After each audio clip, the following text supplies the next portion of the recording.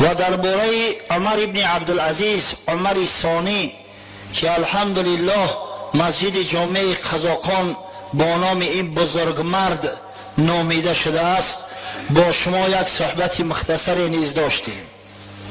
الحال انشاءالله شروع میکنیم مختصرا درباره فضیلت اصحاب پیامبر صلی الله علیه و سلم، حکم اشخاصی که به دشنام و به قباحت گویی نسبت پیامبر صلی الله علیه و سلم مشغول میگردند و عقیده اهل سنت و الجماعه در مورد اصحاب رسول الله صلی الله علیه و سلم.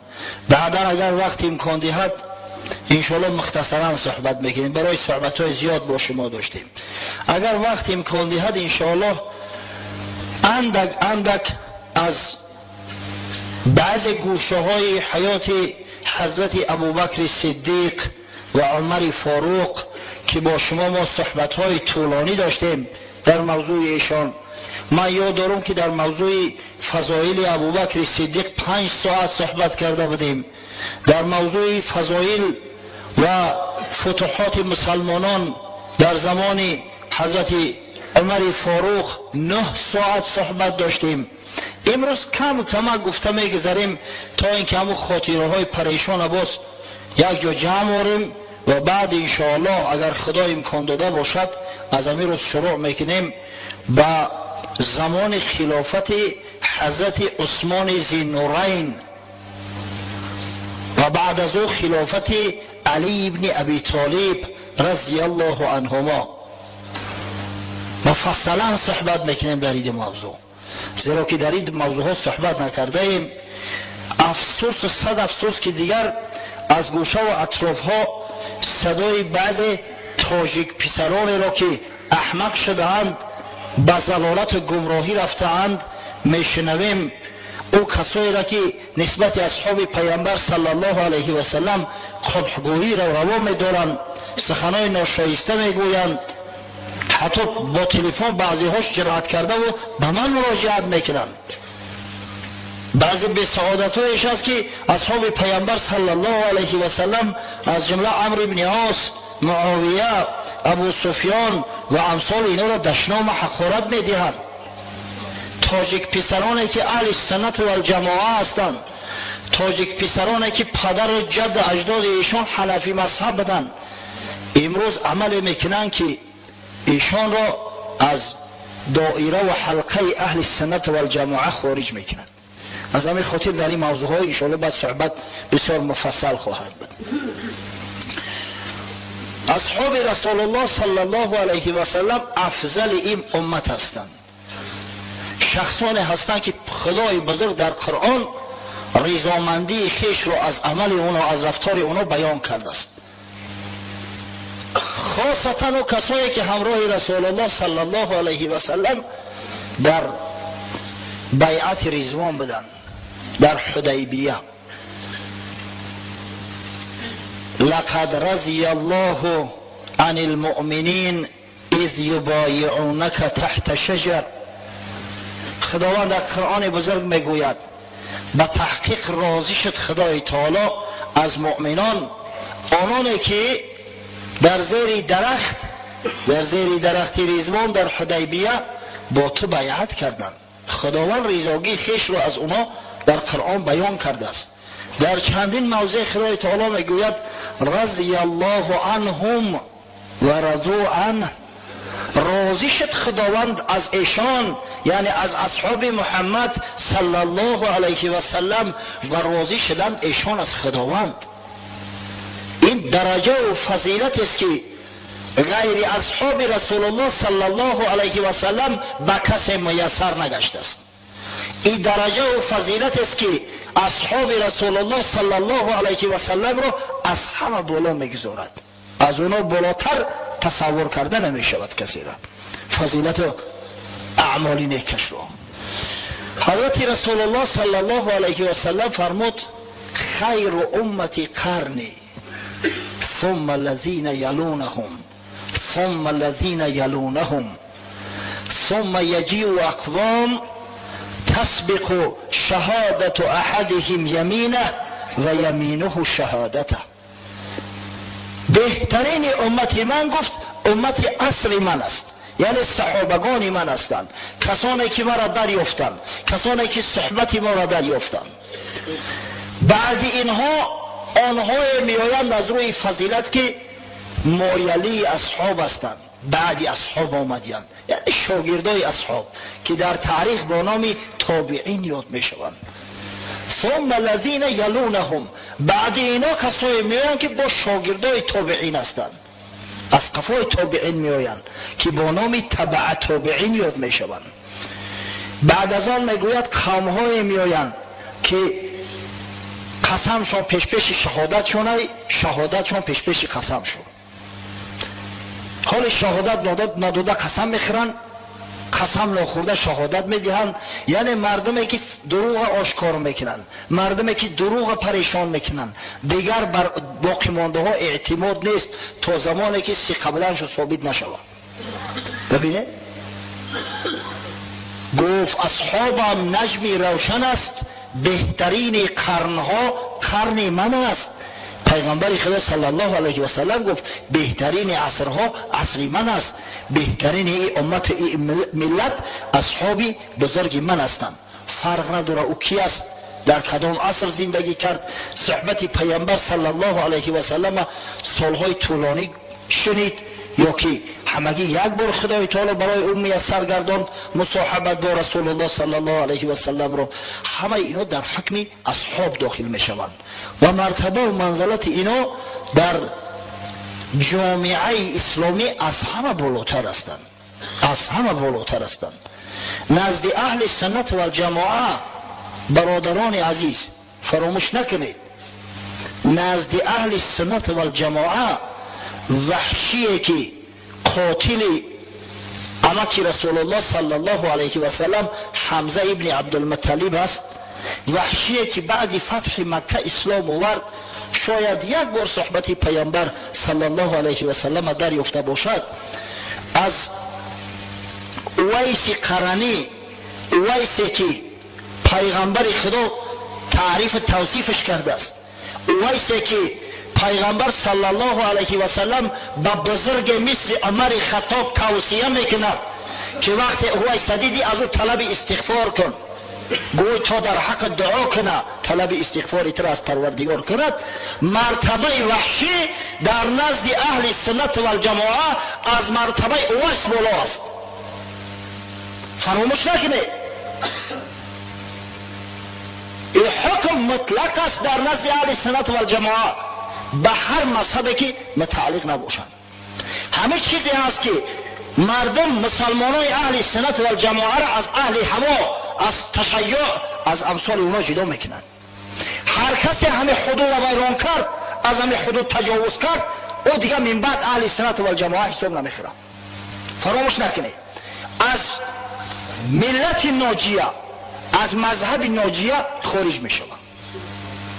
برای این مسئله جدی است، این مسئله اعتقادی است. دلیلش من از قرآن براتون آوردم. السابقون السابقون اولئک المقربون. قرآن سر تا سر همه حجت است بر فضیلت اصحاب رسول الله صلی الله علیه و سلم. دلیلش من از حدیث های پیامبر صلی الله علیه و سلم آوردم. این حدیثی که بهترین امت من، امت عصر من است، حدیث متفق علیه است، بخاری و مسلم روایتش کردیم.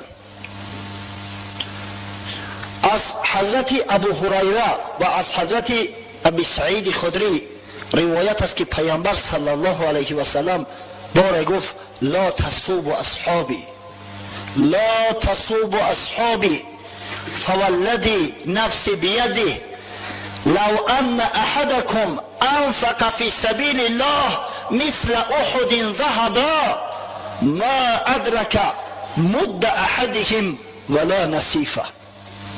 گفت صحابه های مرا دشنام ندهید. در اسباب نزول این حدیث آمده است، مثلا امام مسلم روایت میکند که بار بین دو صحابی پیغمبر مباحثه شد، یکیش دیگرش دشنام داد. میگویند خالد ابن ولید عبدالرحمن ابن عوف دشنام داد. حضرت بسیار غضبش کرد. ببینه یک صحابی دیگر دشنام داده است، چقدر غضبش کرد. فقط تصور کنه که یک نااهل احمق 1400 سال بعد صحابه پیغمبر را دشنام دهد او چی حکم داره در پیش خدا و در پیش پیغمبر؟ صحابگان ما را گفت دشنام ندهید 2 مراتبه. صحابگان ما را دشنام ندهید. قسم به خدایی که جان محمد در قبضه قدرت اوست، اگر یک نفر شما مقدار کوه احد طلا داشته باشد و در راه خدا صرفش کند، فضیلت ثواب یک مشت صدقه را که یک صحابی من کرده است در نمی‌یابد، حتی نیم مشت. از این خاطر صحابه پیغمبر صلی الله علیه و سلم از همه بالا هستند. باره از شاگرد حضرت امام اعظم عبدالله ابن مبارک از محدث های بزرگ است، یک مرد سوال کرد، گفت یا عبدالله، گفت کی بزرگتر است، معاویه یا عمر ابن عبدالعزیز؟ معاویه بزرگ است یا عمر ابن عبدالعزیز؟ حضرت عبدالله ابن مبارک غضبش کرد، گفت قسم به خدا غباری که در بینی اسب معاویه هنگامی که همراه پیغمبر صلی الله علیه و سلم به غزوه رفته بود نشست، از عمر ابن عبدالعزیز بالاتره. عمر ابن عبدالعزیز من هفته گذشته مناقبش برات بیان کردم که این چه شخصی بزرگ است، والله ای 101 منقبش ذکر نکردم در پیش شما. این شخص یکی از اساسگذارای جمع آوری حدیث است. این شخص علم همه را گرفت تدوین کرد. این شخص عدل عدالت در عالم جاری کرد. ببینه چند غباری که در بینی اسب معاویه میگه نشست هنگامی همراه پیغمبر صلی الله علیه و سلم به غزوه رفتن، از عمر ابن عبدالعزیز بالا است، چی رسد به خود معاویه؟ یک نفر شما اگر مقدار کوه احد در راه خدا صدقه کند، ثواب اونم یک مشت جوی را که صحابی پیغمبر صلی الله علیه و سلم در راه خدا دو دست در نمی‌یابد، نصف مشت نمی‌یابد، یک مشت طرف ایستد. از این خاطر مرتبه و منزله صحابه ها در جای است، در محل است که عقل ما نمیگیرد.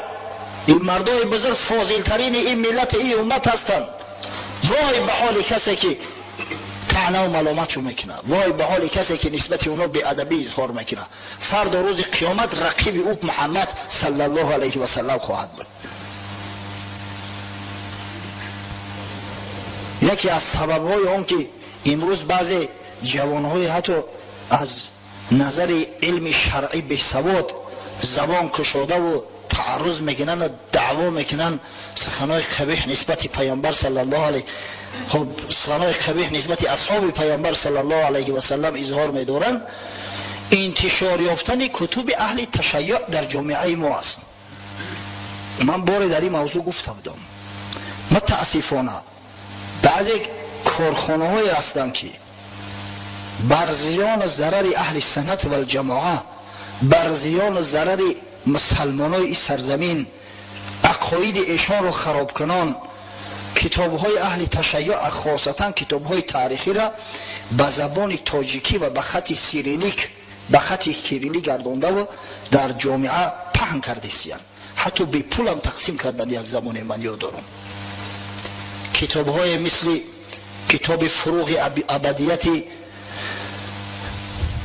جعفر سبحانی که از اهل تشیع است، از معرفه های اهل تشیع، کتاب های سیره پیامبر صلی الله علیه و سلم که به قلم سید محسن امین متعلق هستند که ای شیخ های تشیع است.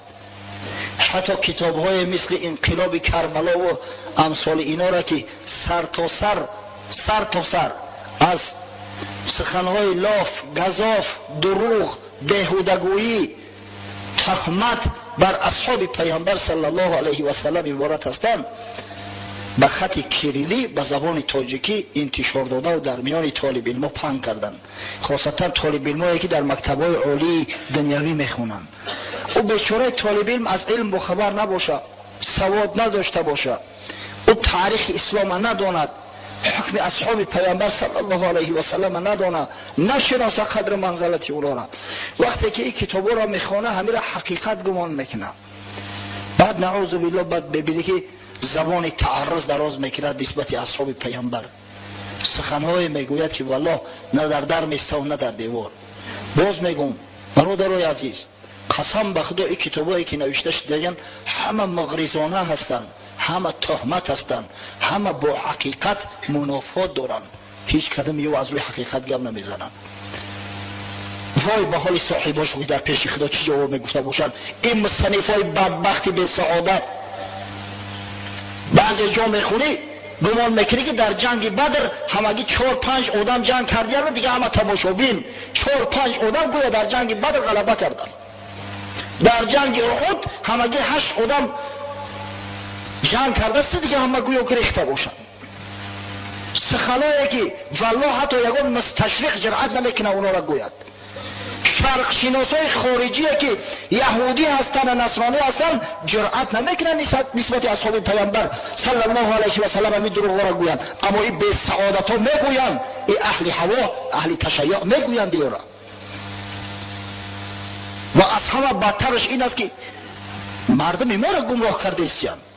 خب در بین مردم خودشان میگفتن که ای سرشان مانه، اما وقتی که به خط کلیلی چوب میکنن در میان جوانای ما پخنش میکنن، این معنای او را داره که مذهب خودشون تبلیغ کرده استند. اگر امروز ما به خود نیاییم، اگر ما امروز صدی راه این فتنه‌گری ها را نگیریم، بالای سر این مردم فتنه های میآیند. بدترین فتنه است که وقتی عقیده آدم خراب میکنن، عقیده آدم ویران میکنن. وقتی نسبت اصحاب پیغمبر چنین بدگو شدیم، چنین بدگفتار شدیم، دیگر در کجای ما ایمان میماند؟ مرا چی غضب میکند؟ وقتی که می نویسن اهل تشیع درباره مردم مدینه، گمان میکنی که همین مردم مدینه همه دشمنای رسول الله صلی الله علیه و سلم باشند. مردمی که پیامبر را در مشکل ترین حالت مثل گهواره که چشم آوردن، جا و مکان دادن، دستگیریش کردن، انصار خدا و انصار رسول نامیده میشوند. در کتاب‌های اینا، در کتاب‌های مغرضانه اینا یگان نفر از بینشون نمی‌یابی، پیدا نمی‌کنی که این گویا دوست محمد باشد یا به منفعت اسلام کار کرده باشد. حضرت رسول الله صلی الله علیه و سلم فرموده بود آیت الایمان حب الانصار و آیت النفاق بغض الانصار. نشانه ایمان مسلمان محبت انصاری است، نشانه نفاق منافقیش غضب و نفرت داشتن نسبت انصار است. همین نشانه نفاق طبق حدیث صحیح پیغمبر در همین بعضی این برادران میبینیم به یگان شبهه. از همون خاطر واقعا باعث تأسف است که در میان جوانای ما چنین عملهای ناشایسته امروز زیاد شده ایستادند، اما متاسفانه ما به لب کلوخ مالیده و خاموش میمانیم. این نابخشودنی است. الحمدلله علمای اهل سنت و الجماعه در این مسئله هیچ اختلاف ندارند. الحمدلله. حتی در همین کنفرانسی که بخشیده به امام اعظم ابو حنیفه شد، اگر شما تماشا کرده باشی همون بحث های علمیش، وقتی که یک نفر از علمای تشیع بعضی سخنهای ناسزا گفت، حتی ببینی همون شیخ ازهر شیخ طنطاوی به صبرانه سخن گرفت و با تمام شدت فهمانید که سب اصحاب پیامبر صلی الله علیه و سلم کفر و فسق است. هیچ کس حقوق نداره که نسبت صحابه پیغمبر صلی الله علیه و سلم زبانی تعرض دراز کند. سفسطه گویی هاتون مانید. در او تحذیر شد، خبر شو کرد که ما اهل سنت و الجماعه در این مسئله آشتی ناپذیریم، هیچ نوع گذشت نیست. وقتی که بهترین ایامت کسی طعنه و ملامت میزند دیگر چی میماند؟ ناقل قرآن اصحاب پیامبر هستند، ناقل سنن پیامبر، ناقل احادیث رسول الله صلی الله علیه و سلم اصحاب هستند. وقتی اصحاب کذاب گفتیم، وقتی اصحاب کافر گفتیم نعوذ بالله، وقتی اصحاب لعین گفتیم و حقارت کردیم، دیگر چی میمونه؟ پس ما در علم خود شک میکنیم، علم خود بر دروغ میشماریم. بسیار عاقبت های ناگوار دارد. حضرت شیخ عطار در مثنوی شریف روایت میکند برای تعلیم بعضی بی‌بصران احمقی که خودشو هیچ قدر منزلت ندارن اما زبان طعنه و ملامت نسبت امت اسلامی خاصتا نسبت اصحاب بزرگ رسول الله صلی الله علیه و سلم دراز میکنن. بفرماید سید عالم بخواست از کردگار، گفت کار امتم با من گذار، تا نیابد اطلاع هیچ کس بر گناه امت من یک نفس. حضرت رسول الله صلی الله علیه و سلم میگوید بار دعا کرد که پروردگارا همه سری امت فقط برای خودم آشکار کن، برای دیگران را نه، تا اینکه از گناه امت من هیچ که با خبر نشود، اینا شرمنده و شرمساری روز قیامت نگردن.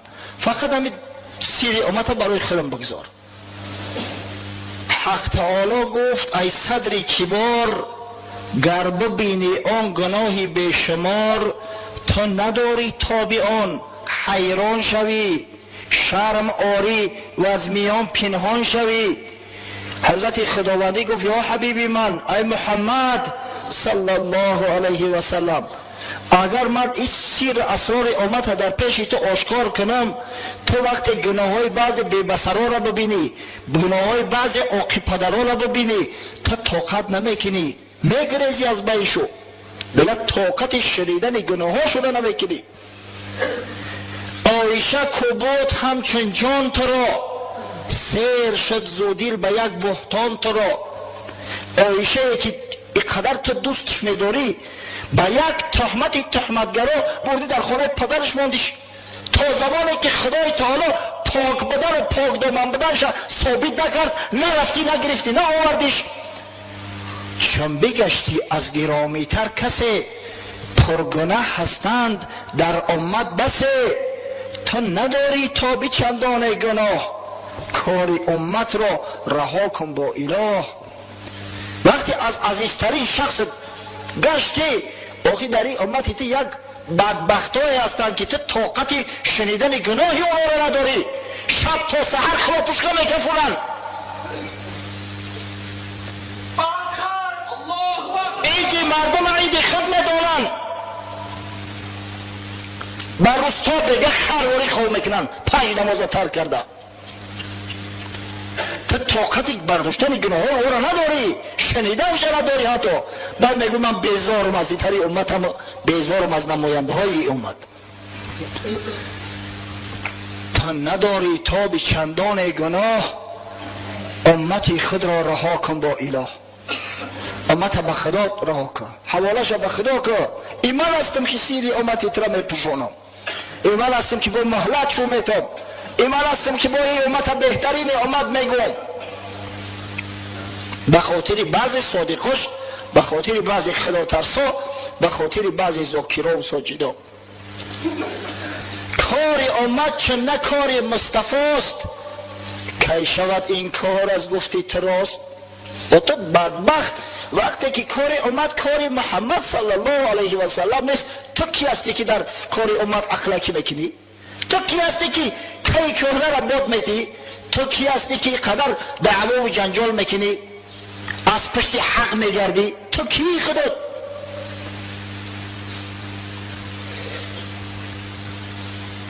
مکن حکم زبان کوتاه کن، بی تعصب باش و عزمی راه کن. یا قدم در صدق نه صدیق وار، یا که چون فاروق کن عدل اختیار. یا چه عثمان پر حیا و حلم باش، یا چه حیدر بحر جود و علم باش. از تعصب این فضولی می مکن، از سر خود این رسولی می مکن. شیخ عطار نصیحت میکنه، پس ای مردی مسلمان، یا مثل ابوبکر صدیق صادق شو، با صدق قدم بزن، یا مثل فاروق عدل اختیار که عادل باش، یا مثل حضرت عثمان، از حضرت عثمان حلم حیا و شرم شو بگی، ای حضرت علی علم دانش و زیرکی و بحری جود و جوان مردی بدنش بگی با تعصب فضولی نکه، عقلکی نکه، از پیش خود حکم نکه که وای به حالت که شرمنده میگردی، رسوا میگردی، هم شرمنده دنیا و هم شرمنده آخرت.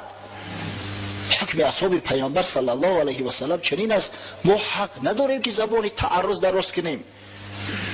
اصحاب کن نجوم، پیغمبر میگه صحابه من مثل ستاره ها هستند. کی حق داره که صحابه پیغمبر صلی الله علیه و سلم دشنو مخورت بده؟ سبحان الله. به عقلی را ببینه، به فراستی را ببینه. حضرت رسول الله صلی الله علیه و سلم تاکید کرده است لا تصوبوا الاموات فانهم قد افضوا الى ما قدموا. مرده ها را میگه دشنو نتین. چجای صحابه ها؟ مرده را دشنو نتین کسی نباشه، زیرا که مرده ها علیه گذشتن، حساب و کتابشون کردن. وای به حال شما که حال حساب و کتاب شما موندگی های، حال شما جان سپاریده، حال شما سکرات مرگ نچشیده. شما حق نداره یک مرده عادی را دشنام بتین، چی برسه به صحابه پیغمبر صلی الله علیه و سلم. آخه چی بدبختی است؟ بعد گذشتن 1300 سال 1400 سال معاویه فلان کرد، ابو سفیان فلان کرد، یزید فلان کرد. ای مردم، معاویه قطع حضرت امام حسن پسر علی آشتی کرده بود، اونا دوست رفیق بودن. من در باره معاویه با شما صحبت داشتم، 1 ساعت صحبت کردم. بفکرم من گفتم که چخیر بایشو یک قرابت دوستی برقرار شده بود. او بدبخت حسن پسر علی معاویه را گناهگار نمیدونست، قطعش صلح صلاح کرد تا 1400 سال بعد یک دهن امک. تو چی حق داری که معاویه را به شما محقورت میتی؟ تو چی حق داری که او را سرزنش بکنی؟ صحابه پیغمبر را، کاتب وحی پیغمبر را. اون مردم همه آشتی کردن، همه صلح کردن، همه به افاقه اومدن. الحمدلله این صلح صلاح اینا باعث پیشروی اسلام شد. الحمدلله در زمان معاویه فتوحات شد، کشورکشایی های شد که اسلام وسیع گشت، عالم اسلام وسیع گشت. سبحان الله. اما ما کیکانه را باد میتیم، فلانی فلان کرده است، بسمدانی بسمدان کرده است. ما حقوق نداریم در کار بزرگا آمیخته شویم. ببینید حالی واقعی عاشورا را او قدری نگذشت است، این قدر زن و کفته که خدا میکنن، این قدر زنجیر شپ خدا میکنن، والله این قدر قوه صرف میکنن، این قدر مال صرف میکنن، این را در راه حق صرف کنن خیلی جوها عبودان میشود. اما نه، مردم بیچاره را گمراه کردن تا حالی را نمیمونن شوی از اون راه زلالت و گمراهی چشم باز کنن حقیقت در بیاورن. و حسین حالی هم دشنام حقارت یزید. از مردن امام حسین 1300 سال زیادتر گذشته است. اینا حالی هم داد و فیغان انا حسین کشتن توازی را متهم میگیرن. و بدبختو وقتی که امام حسین در دشت کربلا تنها من کجا بده؟ آخه جد اجداد شما کجا بدن؟ همون کوفیایی که دعوت کردن امام حسین که بیا با تو کمک میکنیم کجا گم شدن؟ چرا جرأت نکردن که برای کمکش کنن؟ کجا شدن؟ این شرمندگی عیب ای والله، برای مسلمان عیب است. همه بخشیده شد، همه گذشت. تا به حال داد فیغان این مردم تا به حال شعار کرده و همه را در میان مسلمانان تخم عداوت کینه را میگه.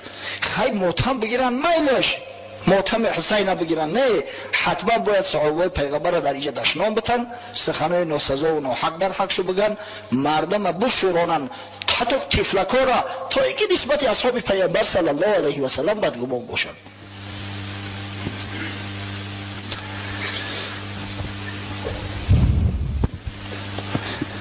روز عاشورا الحمدلله ما اهل سنت و الجماعه روزه گرفتیم، با یه روز دیگر هم خط شینوه کردیم. بعضی ها یه روز پیش گرفتن، بعضی ها یه روز بعدی عاشورا گرفتن. عبادت خدا را کردیم، زیرای عاشورا این روز بزرگ شریفی هست که از زمان موسی علیه السلام حضرت موسی و دوستان خدا و بندگان صالح خدا این روزه می گرفتن. روزی بزرگ است واقعا. این با شهادت حضرت امام حسین هیچ دخالت ندارد، فقط در تاریخ آمده است که تصادفاً حضرت امام حسین در همین روز شهید شده است. گمان نکنه که این روز عاشورا به خاطر شهید شدن امام حسین خب بزرگ داشته می شود. نه، در مکه مکرمه که الکی در عبادت خدا شرک خوش کرده بودن، مردم بت پرست شده بودن، روز عاشورا را بزرگ می داشتن، بزرگش می داشتن. حتی در بعض روایات اومده است که در روز عاشورا پرده بالای کعبه را عوض میکرد قریش، همون روز عظیم میدونستند. این حدیث از مادر ما بیبی عایشه روایت شده است در صحیح بخاری. و پیامبر صلی الله علیه و سلم نیز وقتی که از مکه به مدینه هجرت فرمود و مردم یهود وقتی دید در روز عاشورا روزه میگیرن، پرسید که این چه روز است؟ یعنی تعجبش کرد حضرت که اینا مثل قریشی ها روزه میگیرن. گفت این چه روز است؟ گفتند یا رسول الله هذا یوم عظیم، این روز بسیار روزی بزرگ است. بنی اسرائیل نجات داد و فرعون در همین روز غرق شد و موسی علیه السلام امروز روزه گرفت. حضرت صلی الله علیه و سلم گفت نحن احق بموسی منکم، ما با موسی از شما حق بیشتر داریم. حق ما نسبتی شما با موسی بیشتر است، زیرا ما موحدیم، ما همون خدایی را که حضرت موسی میپرستید میپرستیم و در عبادتش چیزی را شریک نمیسازیم. مثل شما کسی را پسر خدا نمیگیم، ملائکه ها را دخترای خدا نمیگیم. و خود میگه روزه گرفت و به اصحاب بزرگش هم امر کرد. در ابتدا روزه عاشورا واجب بود بر امت اسلامی، اما بعدا وقتی که ماه شریف رمضان آمد و فرض گشت، حضرت صلی الله علیه و سلم مردم مخیر گذاشت. گفت هر کسی بخواهد روزه گیرد و هر کسی خواهد افطار کند. یعنی روزه عاشورا به این ماتم امام حسین هیچ دخالت نداره. برادرای عزیز، حتی من شنیدم که بعضی ها ما به شیعی ها مانند میشیم گفته روز عاشورا روزه نگرفتیم. این تماما دیگر چیز است. ما الحمدلله اهل سنت و الجماعه روز عاشورا را روزه میگیریم، عبادت خدا را میکنیم. ما اگر ذکر شهادت امام حسین هم کنیم فقط به او خاطر میکنیم که برای ما عبرت باشه، که مثل امام حسین ثابت قدم باشیم در حق، از گفتن گپ حق نهراسیم، در طلب کردن کار حق ثابت قدم باشیم، تسلیم ظالمان نشویم. اما برای گریه و برای ناله نه. و بعد گذشتن 1300 1400 سال اول ماتم بگیریم ای بای. حضرت مولوی در مثنوی شریف یک قصه دارد، میفرماید روز عاشورا همه اهل حلب با بی انطاکیه اندر تا به شب، گیرد آید مرد زن جمع عظیم، ماتم آن خاندان دارد مقیم. در روز عاشورا میگه در شهر حلب که یک عیده از او مردم حلب، حتی بعضی میگن اکثر مردم حلب، شهر حلب در نظر دارم شیعی هستند، مردم جمع میشوند، میگه بعد گریه و ناله را سر میکنند، بشمرند آن رنج ها و امتحان، که از یزید شمر دید آن خاندان. بعد یزید لعنت میگن. بو همین یزید لعنت چقدر خلاص کردن که مایلش صحابه پیغمبر دا میچسبند. بعضی به سعادتش زبان بدگویی را به حضرت ابوبکر حضرت عمر میرسونه. شخصایی که امام حسین از جایشو بیشتر دوست میداشتن، در ماتم امام حسین همه بزرگان هم دشنا معقولت میکنن. این بدبختو ناله هاشان میرود در وی لوشت، پر همه گردد همه صحرا و دشت. همه قدر گریه و فقار میکنن که دیگه صداشو تمامی گرد اطراف همه گیرد. یک غریب شاعر از ره رسید، باب انطاکیه وان افغان شنید. پرسان میشدن در افتقاد، چیست این غم بر کی این ماتم فتاد. یک شاعر غریب به دست بیچاره از شهر حلب نبوده است، روز عاشورا به حلب میآید، گریه و ناله را میشنوه، بشه میگه کدوم رئیس کلان مردگی های. من پرسیده سراغ کردم میآید که این کی باشه، کی را کشتیانی متهم در کدام خونه، این رئیسی زفت باشد که بمرد، این چنین مجمع نباشد کاری خورد. چیست نام و پیشه و اوصاف او، تا نویسم مرثیه زلطاف او. مرثیه سازم که مرد شاعرم، تا از این ره برگ لالنگ برم. کی میگه یگون رئیسی کلان ای، این قدر آدم جمع شده است، 10,000 آدم در ماتم اندک، در مصیبت اندک جمع نمیشوند. نامش چه؟ نامش گنده یا شعرش بنویسم، یگون مرثیه و سوگواریش بنویسم، یگون سنکار کنم. اون یکی گفتش که هی دیوانه ای، تو نی شیعه عدوی خانه ای، روز عاشورا نمیدانی که هست ماتم جانی که از قرن به هست. یا شیعه گفت بدبخت دیوانه ای، تو چی؟ تو نخونه دونی که همین روز عاشورا روز ماتم امام حسین ای، تو سراخ کرده اومده سی که کی مرده باشه؟ گفت آره، لیکو دوری یزید، کی به دست این غم چی در اینجا رسید؟ مرده بود است تا این دم شما که کن جامه دریده در غذا. گفت میفهمم، من فهمیدم، جانم فدای امام حسین، نه که امام حسین کی شهید شد؟ آخی دوره یزید کی بود؟ 300-400 سال گذشته است از شهادت امام حسین. او شما مرده بوده، توی وقت کجا بوده؟ نه موتم بگیری، نه جا باید رو بدری. پس دعا برخود کنید ای خفتگان، زان که بد مرگ است این خوابی گران. در این صورت برخودتون گریه کنید که خوابی گران ای مرگ بدتر ای. چی درد داشته که توی وقت ماتمش نگرفته؟ چی درد داشته که سری وقت کمکش نکرده، دستگیریش نکرده؟ روح سلطان زی زندان بجست، جامه چند در ریم و چند خواهیم دست. تصور کنه که روح در بدن زندانی ای، میخواهد تیزتر پرواز کنه از همین بدنی پر نجاست خارج شود.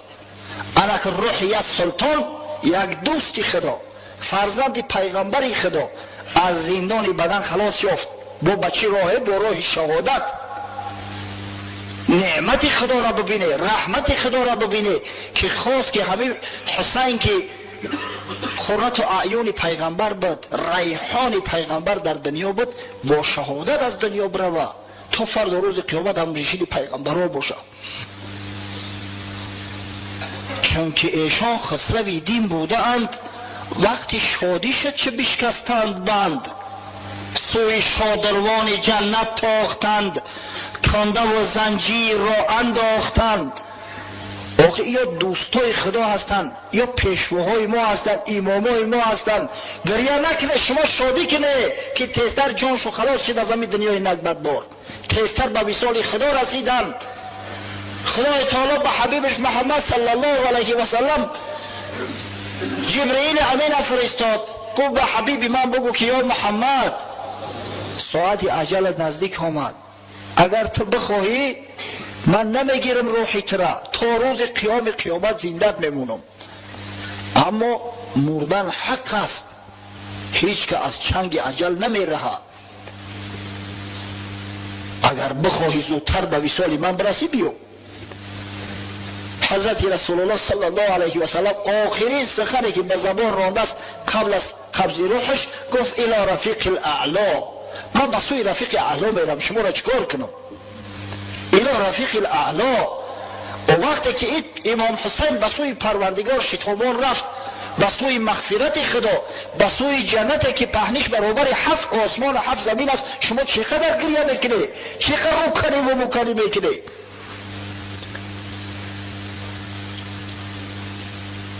وقتی عیش است گهی شاهنشهی، گر تو یک ذره از ایمان آگهی، ورنه ای آگه برو بر خود بگیر، زان که در این کار روزی محشری. بر دل و دین خرابت نوحه کن، که نمی بیند به جز خاک کهان. اگر به شرطی که عقل فراست داشته باشی، تو میدونی که امروز روز خرسندی است، روز شادی است. اما اگر عقل نداشته باشی بر خودت گریه که وای به حالت که تو در انکار روز محشری. تو مگر نمیدونی که بعد این دنیا دنیای دیگر است؟ از قفای دنیا دنیای وسیعی است که خدای تعالی در قرآن ارض الواسعش گفته است، زمین وسیع. بعد این دنیای نکبتبار برای مسلمان نعمت پروردگار میرسد، رحمت خدا میرسد، زود به وصال پروردگار میرسد بنده مؤمن. مرگ برای مؤمن رسیدن به وصال دوست است. اگر از این که غافل باشی بر خودت گریه کن، زیرا که این چشم بدبختی تو غیر خاک کهنه چیزی را نمیبینه. آن که جودید آب را نکند دریغ، خاصه آن کو دید آن دریا و میخ. او شخصی که جو را دید، آبی روان دید، نهری روان دید، پروایی از ستیل به ستیل آب میکنه؟ پروا نمیکنه. نهری روان پیشش رفته است چیکار میکنه و ستیل آبی تره؟ از همین خاطر کام کسی را که به اقبال آخرت شیرین کردن او دیگه پروایی دنیا نداره. چون از آن اقبال شیرین شد دهان، سرد شد بر آدمی ملک جهان. از این خاطر بعد 1300 سال و 400 سال این عملایی که یا میکنن باور کنه از اسلام بوی نبودیان. کهنه کردن کینه و قدرتی که الله بخشیده شده است، همین مگر از روی اسلام است، همین از روی عدالت است، از روی انصاف است. پیغمبر خدا صلی الله علیه و سلم میگه لا یحل للمسلم ان یهجر اخاه المسلم فوق ثلاث. برای مسلمان حلال نیست که برادر مسلمان خودش از 3 روز زیادتر قطعش قهری کنه. حلال نیست. شخصی را که علاقه مردیان استخواناشو پوسیده است، کاهی کهنه را با داده و کافتن تا حاضر در میان مسلمان ها کینه انداختن، مگر از روی عقل است، از روی فراست است. و یک قیده جوانای احمقی ما با پیرو شدیم به اونا، با توتیوار سخنی اونا را تکرار میکنن. یک 3-4 روز پیش از این تلفن میکنه یک برادر، تلفن توسط تلفن اینقدر فهمودمش، دیدم که بسیار فهمی کجروی احمق است. گفتم برادر بیا در پیشم بشی، این صحبت تلفنی نیست. من ترا یک شروع فهمون اومد، تو بسیار کج چیدگی ولی جوانمرگی هاش هستی رستت کردن میشوه. اگر به همین کجی اگر رفتی وای به حالت که تمام دیگر میمونی، دیگر در جهالت میمونی. از همین خاطر بر مسلمان نمیسزد، بر مسلمان عیب است که بعد گذشتن 1300 سال 400 سال بزرگایی را که در راه اسلام خدمت کردن، بزرگایی را که هم نشین پیغمبر بدن، هم خده پیغمبر بدن، در جنگ ها در رکاب پیغمبر صلی الله علیه و سلم با دشمنای خدا می جنگیدن، با سخنهای بد، با سخنهای قبیح نام گیرند و بیان کنند. خاصتا اصحاب بزرگ رسول الله صلی الله علیه و سلم و از میان اونا 4 یار حضرت خلفای راشد ما را که افضل این امت هستند. حضرت ابوبکر صدیق در بارش صحبت زیاد کردیم. سعید ابن مسیب روایت میکند کان ابوبکر من رسول الله صلی الله علیه و سلم مکان الوزیر. حضرت ابوبکر صدیق میگه در نزد پیغمبر خدا حکم وزیر داشت. وزیر پیغمبر صلی الله علیه و سلم بود، وزیر رسول الله. فکان یشاوره فی اموره کلهم، در همه کارها مشورت میداد به پیغمبر. حضرت در امور دینی و در امور دولتی میشش قطعش مشورت میپرسید چیکار کنیم، کار چی نو کنیم که به بهترین صورت انجام بگیرم. و کان ثانی که فی الغار و کان ثانی که فی الاسلام و کان ثانی که فی العریش یوم بدر و کان ثانی که فی القبر. دویم شخص بود بعد پیامبر صلی الله علیه و سلم در اسلام. دویم شخص بود در غار. صفت و وصف شد خدای تعالی در قرآن آورده است، در این هیچ شکی نیست. و این شخص در روز بدر در پهلوی پیغمبر صلی الله علیه و سلم بود و این بزرگمرد قبرش در پهلوی قبر رسول الله صلی الله علیه و سلم قرار دارد. فکان رسول الله صلی الله علیه و سلم لا یقدم احدا علیه. از این خاطر پیغمبر خدا هیچ کس بر ابوبکر مقدم نمیدونست. عمر را که پیغمبر میگه اگر من به پیغمبری مبعوث نمیشدم عمر مبعوث میشد. عمر را که پیغمبر میگه ان الله جعل الحق علی لسان عمر و قلبه، با درستی که خدای تعالی حقیقت در زبان و در دل عمر گذاشته است، بار با ابوبکر صدیق جنجال شد، در کار گپ شد گرفت. حضرت ابوبکر به غضب اومد، یک دو سخنی سخت به عمر گفت. عمر دل آزرده شد، قهری کرد. وقتی ابوبکر صدیق عذرخواهی کرد دیگه عذرش نپذیرفت، خونه‌اش رفت. ابوبکر از قفا خانه حضرت عمر رفت که دیگه درش نکشود. آمد بسیار محزون. حضرت وقتی دوست شدید گفت ای ابوبکر با کسی مخاصمه کرده است، با کسی جنجال شدگی ای اوضاعش معلومه ای. اومد در پیش پیغمبرش گفت یا رسول الله با عمر در مسئله شور خوردیم، یک دو گپی قبیحش گفتم، قهر کرده است، قطعی من گپ نمیزنم. این حضرت عمر هم پشیمان شد از کاری کردگیش، از قفا آمد که گفتن ابوبکر نزد پیغمبر است. خیست اومد گفت السلام علیکم یا رسول الله. حضرت از غضب سلامش علیک نگرفت، سلام عمر علیک نگرفت، روش تابید. بعد حضرت ابوبکر اومد در پیش زانو زده گفت یا رسول الله قسم به خدا عیب از من است، از عمر نیست، کمبودی ای عمر نیست. بعد حضرت گشت گفت که وقتی که همه شما مرا ترک کرده گفته کذب تا دروغ گفتی. ابوبکر یگانه شخصی بود که گفت صدق، راست گفته است. با جان مالش در پیش من بیچاره بود، دستگیری من کرد. شما امروز با دوستی من قهری میکنید، شما با دوستی من گفت قهری میکنید. هر کسی با ابوبکر دشمنی می‌ورزه با من دشمنی می‌ورزه، با خدای من دشمنی می‌ورزه. با همین تمام دیگر کسی جرأت نمیکرد که یک سخن نسبت ابوبکر به زبان بیاره. او حضرت حکم فرشته ها را داشت، به هیچ کس هم یگان امکان نمیداد که یک سخن ناجا را در حقش بگن. همین شخصی صالح وقتی که شخصی دشنامتا چی بگه در حقش؟ این فراست، این عقل ما. در پیغمبر صلی الله علیه و سلم گفت انت عتیق الله من النار.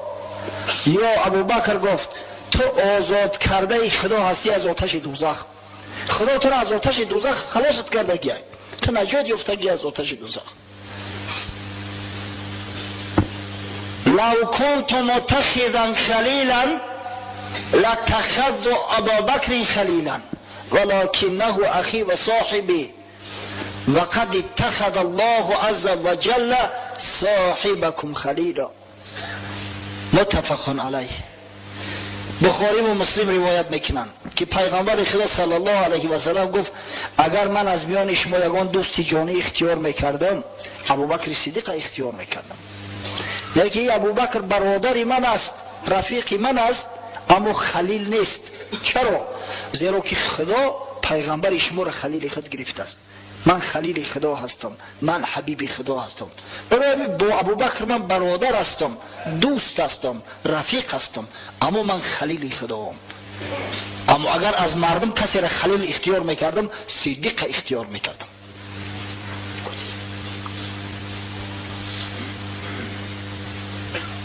حضرت چنان زاهد بود، از حد اصحاب پیامبر صلی الله علیه و سلم به شب زنده دار بود، دائم گریه میکرد، از شدت گریه قرآن خوندن نمیتونست. بی عایشه مادرمون میگه که حتی وقتی که پیامبر صلی الله علیه و سلم بیمار شده گفت ابوبکر صدا کنه تا نماز مردم بخوانن. من میگه گفتم یا رسول الله بسیار دلش نازکه، خود اگر تو را ببینه در این حالت، در حالت مرگ، در حالت بیماری، از گریه را دیگه نماز خوندن نمیتونه، تلفظ کردن نمیتونه. اما تاکید کرد که ابوبکر بیاره، یعنی کسی را بر ابوبکر به قدم نمیگذاشت، هیچ کس از ابوبکر پیش نمیگذاشت. در صحیح بخاری اومد از حضرت عمرو بن عاص میگه نزد پیغمبر اومدم صلی الله علیه و سلم، گفتم من احب الناس الیک یا رسول الله، ای پیغمبر خدا دوستترین شخص از مردم پیش تو کی است؟ گفت عایشه. دیگه گفتم من الرجال از مردا کی است؟ گفت ابوها پدرش. بعد گفتم ثم من بعد یو کی؟ گفت عمر. یعنی اختیار ابوبکر صدیق به خلافت این امر تصادفی نیست، این چیزی واقعی است. حقیقتا حضرت ابوبکر صدیق در نزد محمد صلی الله علیه و سلم و اصحاب حضرت رسول الله مقدم بود، ای همه بالا بود. پسر حضرت عمر عبدالله ابن عمر میگه کنا نخیر فی زمن رسول الله صلی الله علیه و سلم فنخیر ابوبکر ثم عمر ابن الخطاب ثم عثمان ابن عفان. ما میگه در زمان پیغمبر وقتی که مردم طبقه بندی میکردیم، ریتینگ قطعی میموندیم، در جای اول همیشه ابوبکر صدیق میومد، در جای دوم عمر خطاب، در جای سوم عثمان ذوالنورین. این یگان چرزبازی نیست. در کار خلافت مسلمانان چرزبازی جا نداره. آدمی که عقل و فراست داره به زبان این سخنی شنیع باید نرانه. پس او کسایی که همون کتابای نامبر شده در دستشون است، خواهش میکنم مادام که شما آگاه نیستید، از تاریخ اسلام بخبرید، از تاریخ اصحاب بخبرید، همون را از خودتون دور کنید. گمش کنید تا ماینتون را زهرآلود نکنه. ماینه اگر زهرآلود شد برای پاک ساختن او خیلی جان کهاندن لازم است. سالها در کار است که او ماینه زهرآلود تازه شود، آزاده شود. باور کنید. از بحر کتابو بگذارید. گفتم کتاب فروغ ابدیت جعفر سبحانی، کتاب سیره پیامبر صلی الله علیه و سلم سید محسن امین و کتاب انقلاب کربلا، مصنفش نامش از یادم رفت است، نیک یک شعری ما نوشته استش با خط کلیلی گردون دستش. متاسفانه انا خدمت خیرسانه برای ملت کردن انمی است. جای آنکه یک منفعت برای مردم برسونی خدمت خیرسانه میکنی. خوشا به حال او جوان مردایی که برای این ملت خدمت اصیل کردن، خوشا به حال او پیشوا و رهبرایی که جشن امام اعظم ابو حنیفه را در این مملکت دایر ساختن تا مردم چنگ به مذهب ناب حضرت امام اعظم ابو حنیفه بزنن. وای به حال اونایی که عقیده مردم ما را زهرآلود میکنن. انشاءالله در دنیا هم شرمنده و رسوان، فرد روز قیامت هم شرمنده و رسوا میخیزن.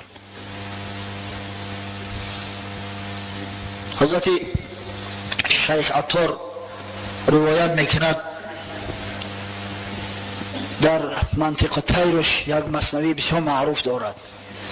ای که لاف از عقل از لب میزنی، پس چرا دم در تعصب میزنی؟ وقت دعوا میکنی که ما عقل داریم، ما اهل تشیع عقل رسا داریم، عقلگرا هستیم، پس چرا دم از تعصب میزنی؟ چرا اینقدر متعصب هستی؟ چرا اینقدر کور هستی؟ نابینا هستی؟ از حقیقت چشم پوشانی. در خلافت میل نیستی بیخبر. میل کی آید زیب ابوبکر عمر؟ در خلافت میل نیست، چرزبازی نیست. هیچ وقت از ابوبکر عمر تصور کرده نمیشه و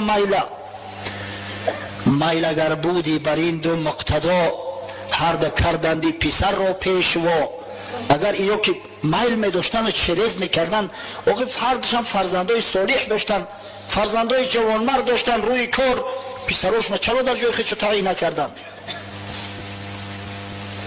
گرکنی تکذیب اصحاب رسول، قول پیغمبر نکردستی قبول. گفت هر یارم نجمی روشن است، بهترین قرنها قرنی من است. بهترین چه نزدی تو باشد بتر، کی توان گفتن تو را صاحب نظر. اگر تو اصحاب پیغمبر را دروغگو بشماری، پس قول پیغمبر خود رد کردستی که پیغمبر گفت خیر امتی قرنی، بهترین امتی من امتی عصری من است. تو وقت بهترین را بدترین میگوی، کی صاحب نظر هستی؟ کی صاحب عقل صاحب فراست هستی؟ دائما صدیق مرد راه بود، فارغ از کل عازم درگاه بود. مال و دختر کرد بر سر جان نثار، ظلم نکند این چنین کس شرم دار. ابوبکر جان فدا میتونست ظلم کنه. ابوبکر که خچه فدای محمد و شریعت غرای محمد صلی الله علیه و سلم کرد، میتونست که ظلم کنه.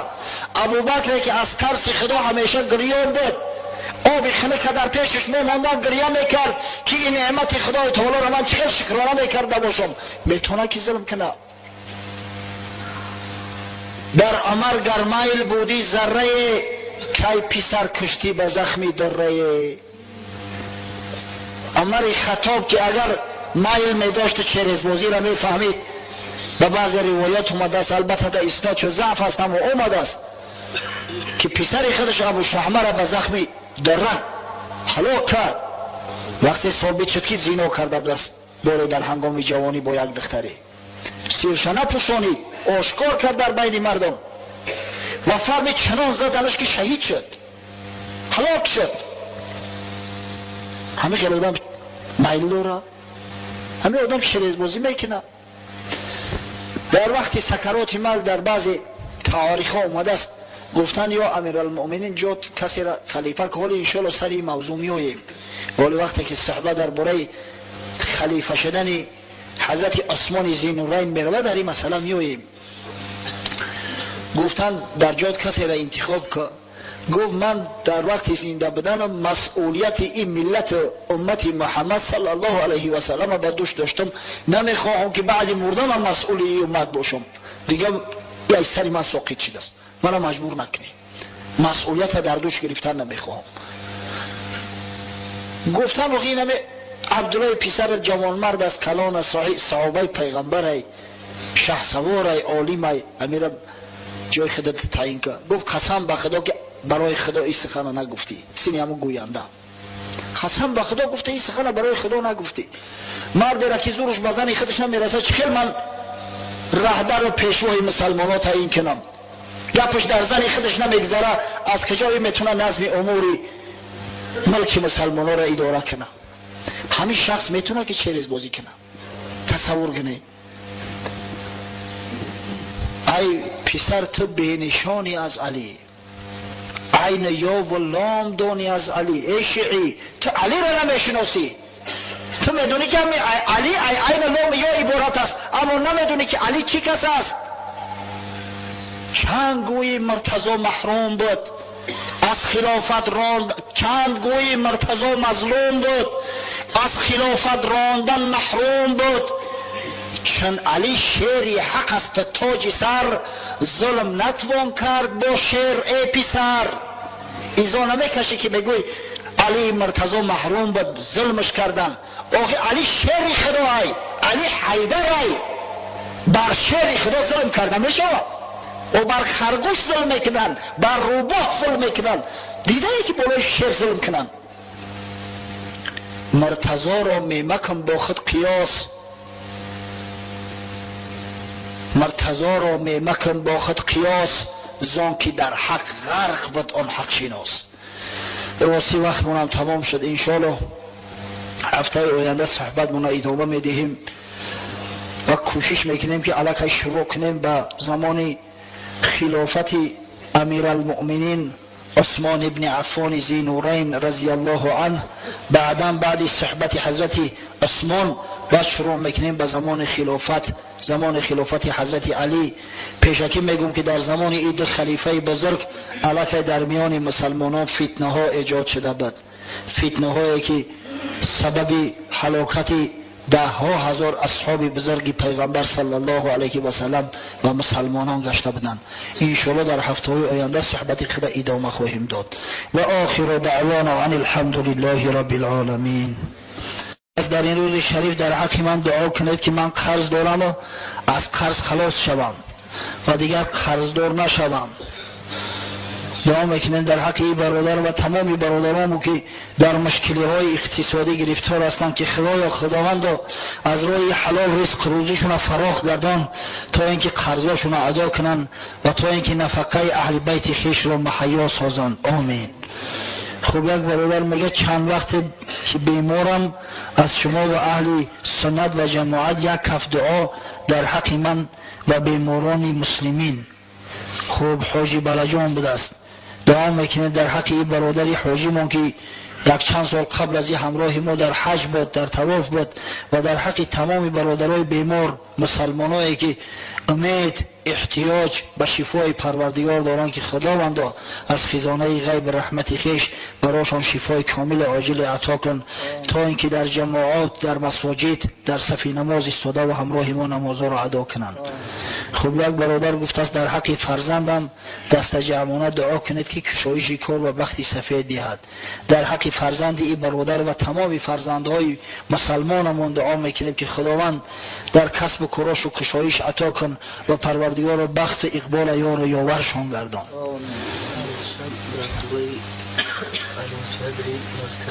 خب یک برادر گفته است که به المپیادا می رویم، طلبه‌های مکتب المپیادا می رفتیم، دعا کنه که جایهای نمایان را اشغال کنیم و در حق تمام دانشجویان دست جمعانه دعا کنید.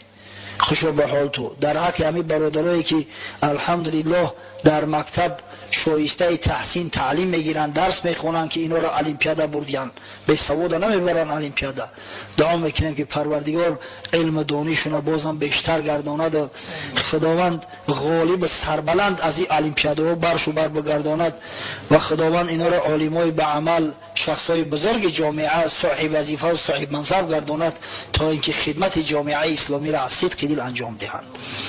خب یک برادر گفت